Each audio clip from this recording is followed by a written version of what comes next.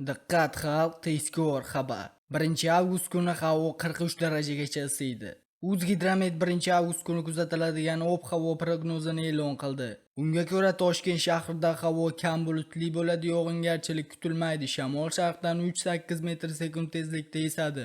Harorat kechasi 24-26 daraja, kunduzi 38-40 daraja bo'ladi. Qoraqalpog'iston Respublikasida Xorazm viloyatida havo biroz bulutli bo'ladi, yog'ingarchilik kutilmaydi. Shamol sharqdan 7-12 metr sekund tezlikda esadi. Harorat kechasi 22-27 daraja, kunduzi 35-40 daraja bo'ladi. Buxoro va Navoiy viloyatlarida havo biroz bulutli bo'ladi, yog'ingarchilik kutilmaydi. Shamol sharqdan 7-12 metr sekund tezlikda esadi. Ba'zi joylarda 13-18 metr sekundgacha kuchayadi. Ayrim joylarda chang to'zonlar bilan kuzatiladi. Harorat kechasi 22-27 daraja, cho'l hududlarda ba'zi joylarda 30-33 darajagacha, kunduzi 38-43 daraja bo'ladi.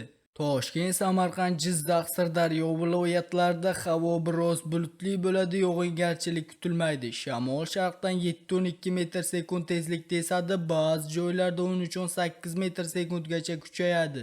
Ayrim joylarda chang to'zonlar bilan kuzatiladi. Harorat kechasi 22-27 daraja, kunduzi 36-41 daraja bo'ladi. Qashqadaryo va Surxondaryo viloyatlarida havo biroz bulutli bo'ladi, yog'ingarchilik kutilmaydi. Shamol sharqdan 7-12 metr sekund tezlikda esadi. Ba'zi joylarda 13-18 metr sekundgacha kuchayadi. Ayrim joylarda chang to'zonlar bilan kuzatiladi. Harorat kechasi 22-27 daraja, kunduzi 38-43 daraja bo'ladi.